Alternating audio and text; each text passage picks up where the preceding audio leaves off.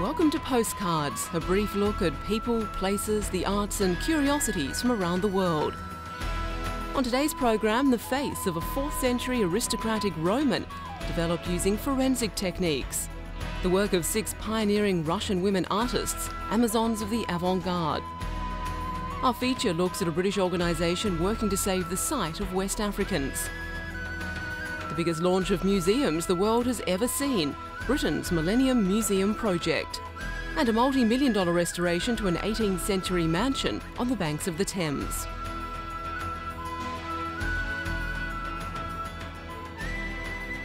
But first up, it was here in the dreaded Tower of London that Sir Thomas More spent his final days. Imprisoned by the then King Henry VIII on a charge of high treason, he remained in this small stone cell in the lower part of the bell tower until his execution in 1535. Decades later, Sir Thomas More, once the King's right-hand man and political advisor, will be made a saint and become one of England's most famous religious martyrs. Sir Thomas More had sealed his fate when he fell out with Henry over the King's divorce.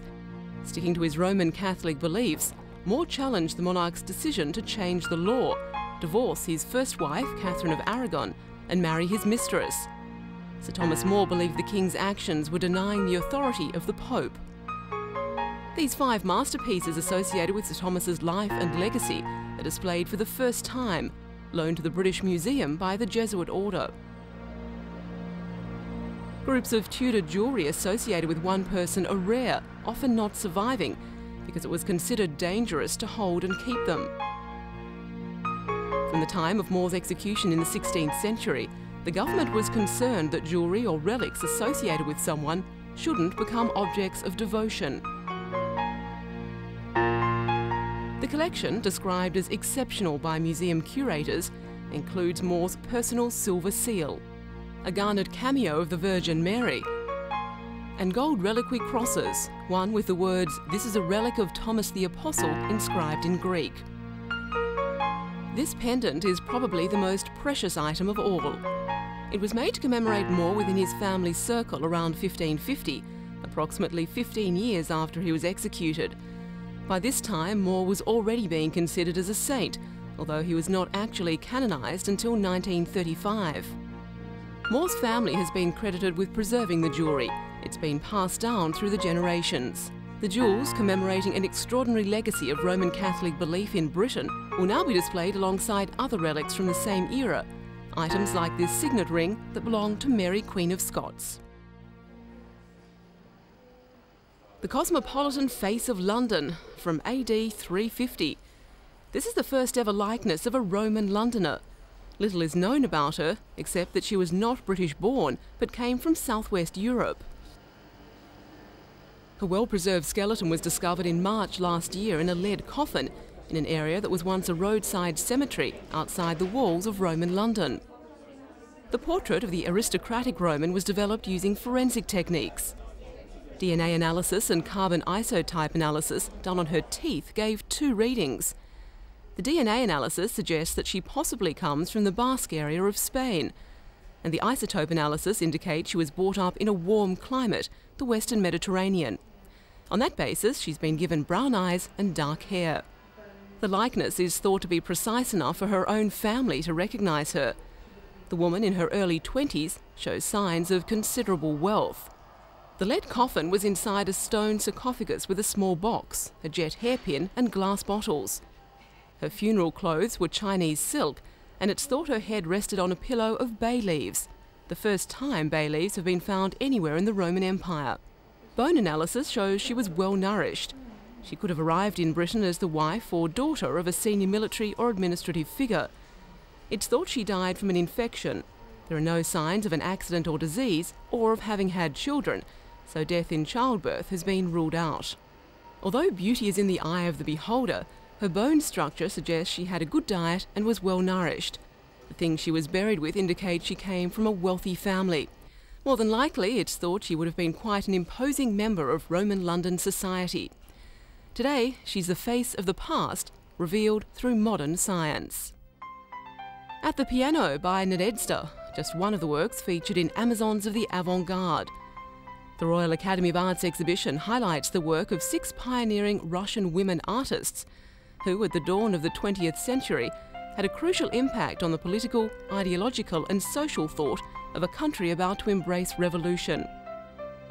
A number of the works were made before the Russian Revolution in 1917, but they have a revolutionary spirit, a result of the sense of possible change in Russia at that time. These artists, though not overtly traditional, were interested in the concept of renewing society and creating a type of art that would be for the masses and not an elite group. A self-portrait by Voveva Stepanova, the youngest artist of the 6. She was particularly keen that art adjust to a new industrial order. Lyubov Popova produced some of the most important Cubist works of the Russian avant-garde. The influence of the Cubists is clear in this painting, Composition with Figures. The vivid self-portrait with yellow lilies by Natalia Goncharova, influenced by the post-impressionists.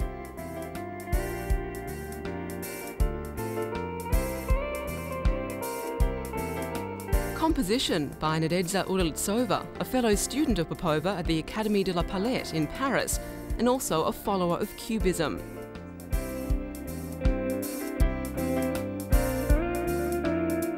This is Venice by Alexander Exter. The artist travelled regularly between the Ukraine, Russia, France and Italy, serving as an important emissary between the Russian avant-garde and artists in Western Europe.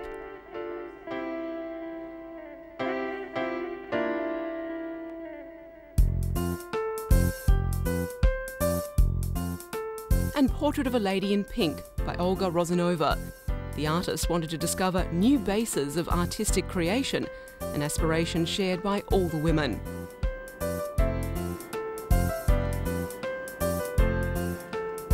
The exhibition includes many works being shown in the West for the first time.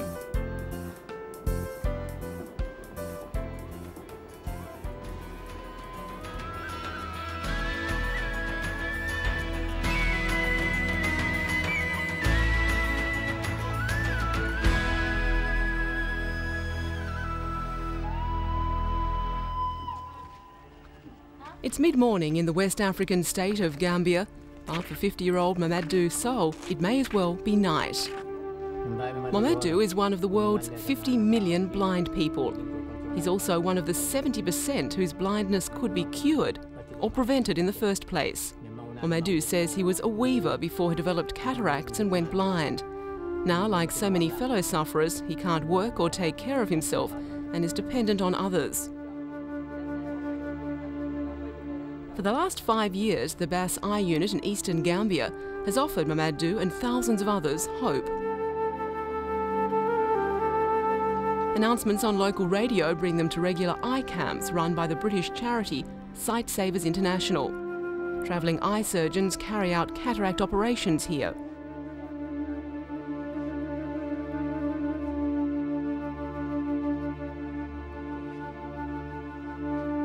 Over a period of 3 days, Mamadou and hundreds of others will put themselves in the hands of sight savers. Cataract is the most common cause of blindness worldwide, and 90% of sufferers live in the developing world. Sight Savers is trying to reach them, offering a cheap, simple operation that can restore their sight.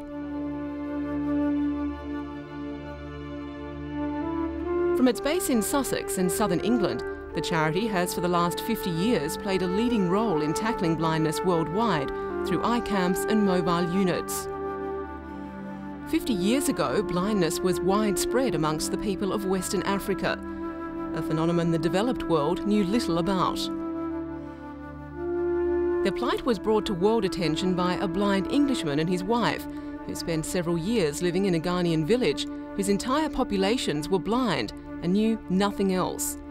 Sir John Wilson's wife, Jean, who was sighted, was quite a novelty to the villagers. Living in an isolated community, they literally thought the rest of the world was blind. Although they didn't realise it at the time, the Wilsons were to discover these circumstances could be found across 7 countries. A major cause of such widespread disability was onchocerciasis, or river blindness, a disease whose legacy is visible today. It was Sir John's research 25 years ago that led to river blindness being brought under control. He discovered that the disease was caught near the fertile land bordering Africa's rivers, also the breeding ground for a small black fly called the Simoleum. The tiny insects bite like mosquitoes, and when they do, they release into the skin of the victim a parasite which eventually destroys the optic nerve.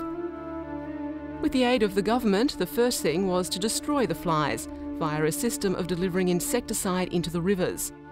For 20 years, the society worked solely with the local government. Later, the World Bank became involved and international funds were injected into their projects.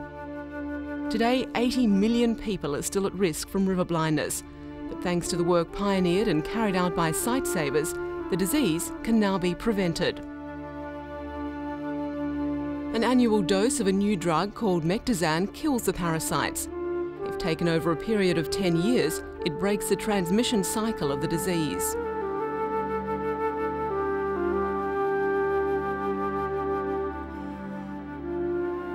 The war is being fought against blinding malnutrition. Xerophthalmia, a blindness striking at 200,000 babies each year throughout the world, 42,000 each year in India alone, and caused not by where or how they live, but by what they eat. Over the decades, Sightsavers has targeted all preventable blindness. It discovered that thousands of children in the developing world go blind through a combination of malnutrition, measles and diarrhoea, suffering that could be prevented through a diet rich in vitamin A. And as well as providing education and training for the incurably blind, the charity supplied entire districts with eye tests, diagnosis and treatment. Throughout, the goal has been to empower local people to take control, thereby increasing the economic value of their land. To convince a sceptical world that its radical approach was right, Sightsavers organised an assault on Africa's highest peak, Mount Kilimanjaro, in 1969. The climbers were 5 blind African men. Their successful challenge did more than anything else to show governments and the world what blind people could achieve.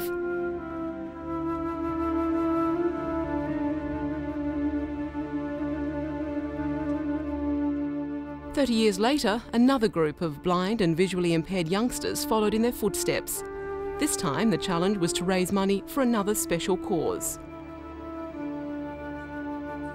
Over a period of 2 years, Sightsavers aims to treat 400,000 people like these at Vivekananda Eye Hospital in West Bengal, who are queuing to register for sight-restoring cataract operations. It's part of Sightsavers' way of marking its own 50th anniversary and of contributing to a powerful campaign called Vision 2020, mounted by the World Health Organization and non-governmental organisations, which aims to eliminate curable blindness over the next 2 decades.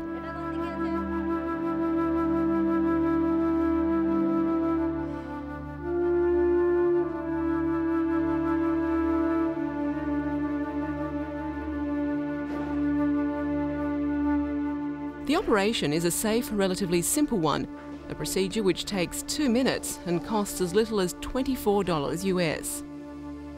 Cataract occurs when the lens of the eye becomes cloudy, preventing the passage of light and leading to total blindness. The surgeon takes out the clouded lens and replaces it with a plastic one, permanently restoring sight. Over the past 50 years, such operations and other pioneering work has enabled Sightsavers to restore sight to 4 million people and treated 45 million others. Sir John Wilson, the man who galvanised the world to tackle blindness, died late last year. For him, such a remarkable achievement still wasn't enough. Knowing that there are 450 million disabled people in the world and that at least half that disability is preventable, the Society's work has extended into deafness, orthopaedics and psychiatric handicaps. For Mamadou, though, just this moment is enough. His vision is restored and will improve over the coming weeks as his eye begins to heal. Look at me.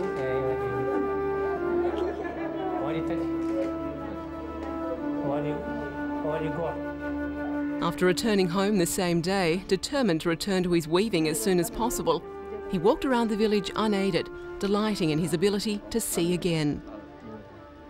For Mamadou and millions like him, Sightsavers has provided a new lease of life and the priceless gift of sight.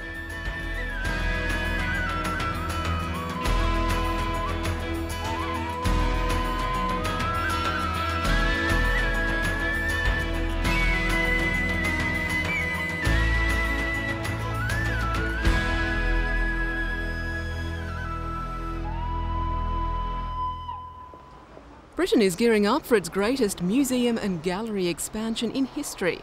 2,000 more new museums and art galleries, some new, some refurbished, will open all over the UK this summer and spring.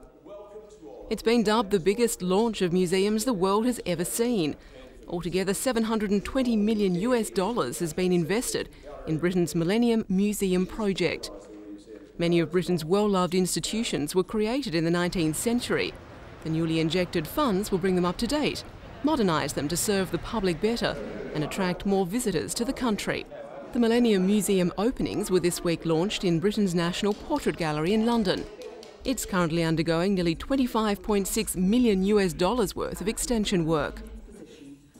The government hopes more up-to-date museums will encourage more people through the doors, to encourage that part of the population who haven't previously had the opportunity to visit a theatre, concert hall or art gallery. At the centre of this year's openings will be the new $51.2 million Tate Modern beside the Thames. Considered by both the government and art world as one of Britain's most important buildings for visual arts in the past 100 years, it will house art of the 20th and 21st century. The project will also see the opening of a new $33.6 million new art gallery in Walsall in the Midlands.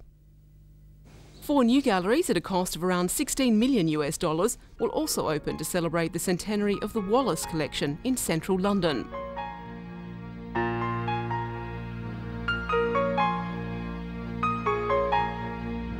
By June, the Imperial War Museum will have created a major new gallery dedicated to the Holocaust. While the Science Museum in London will open a new wing, making it one of the world's leading centres for the presentation of contemporary science and technology.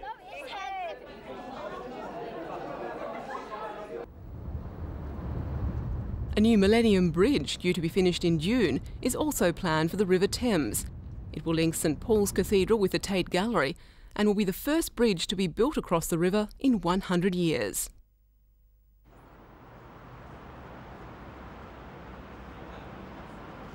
Somerset House on the north bank of the Thames. This is one of Britain's greatest historic landmarks and best-kept secrets. An 18th century masterpiece built on the site of a 16th century palace to house government offices. It's now set to open to the public for the first time in more than 200 years. Structural work is underway as part of a $76.8 million US restoration. New galleries will house exhibitions from the collection of the Hermitage Museum in St Petersburg, the Gilbert Collection of Decorative Arts, and in due course, the Impressionist paintings of the Courtauld collection. There will also be a restaurant and a summer cafe on the restored River Terrace. The building's courtyard, until recently the Inland Revenue car park, now it's said to be a grand public space for day and evening use. The old tarmac is being replaced with granite paving to mirror the original 18th century appearance. A series of fountain jets lit up at night will create a forest of water in the middle. New lighting and a service area underground will mean space for more than 3,700 people to attend performances. With a new glass and stone bridge planned to link the terrace with Waterloo Bridge and free entry to the museums and galleries, Somerset House is poised to be a major new focal point in central London.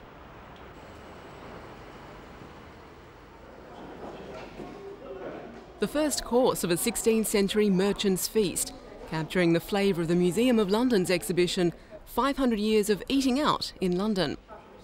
Over the centuries, people have always eaten out because they had no choice. A lot of homes had access to a hearth, so their cooking was largely pot-based. If they wanted something roasted or baked, they simply had to go out to get it. The exhibition looks at all aspects of dining out, ranging from the very cheap cookhouse to street vendors selling cockles and codlings. Soup kitchens sprang up in the mid-19th century to cater for the nation's poor and the capital's working classes with nourishment.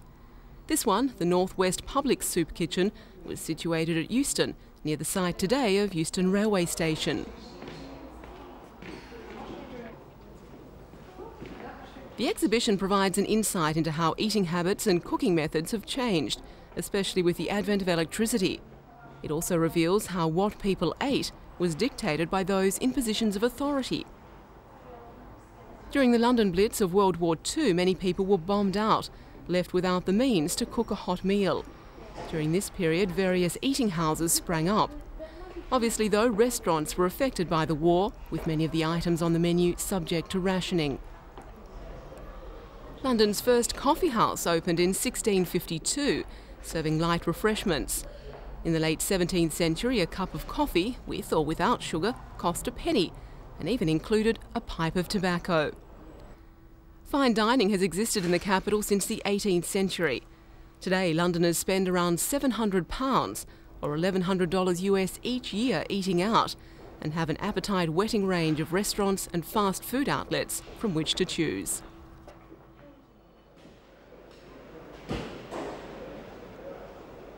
It was the classic car sale, a chance for prospective buyers to look back over four-wheeled favourites of the 20th century. Pioneering favourites like this 1921 Ford Model T, a car that set new standards in automobile reliability.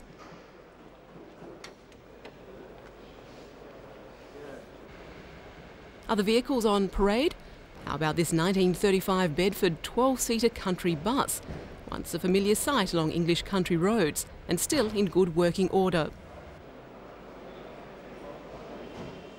Dating from the same year, this Rolls-Royce limousine. Thanks to major restoration and refurbishment work over the past 5 years, it eventually sold for $33,600 US. Its 1926 sister, the Rolls-Royce 20 HP Tourer, often referred to as the Baby Rolls, it went for a modest $22,400. According to the sale organisers, though, a car doesn't have to cost the earth to qualify as a classic. Cars can be purchased for as little as $800. And it's all a matter of taste. This 1967 Jaguar E-Type fixed-head coupe failed to make its reserve price of $19,200. While this Shelby Mustang 350 GT from the same decade sold for nearly $29,000. This Ferrari Dino 246 GT said bag one 70s devotee $68,800. One of the countless stars of the show was a 1977 limited edition Volkswagen 1200 Beetle, one of the most successful cars of all time, sadly though unsuccessful here. And the perfect Christmas present for someone, this half-scale working model based on the Rolls-Royce Silver Ghost went for $10,400 US. Lot number 5. This is very interesting, isn't it? The Morris 8 Series 2 4-door saloon, 1930. At the auction itself, one of the first cars to be sold was a 1938 Morris 8, one of the most popular of Britain's pre-war family saloons. 3,700. Once, twice, and gone. For one lucky driver, a chance to motor into the 21st century with a motoring legend from the 20th. And that's all for today. Join us again next time for a postcard look at interesting people, places and the arts.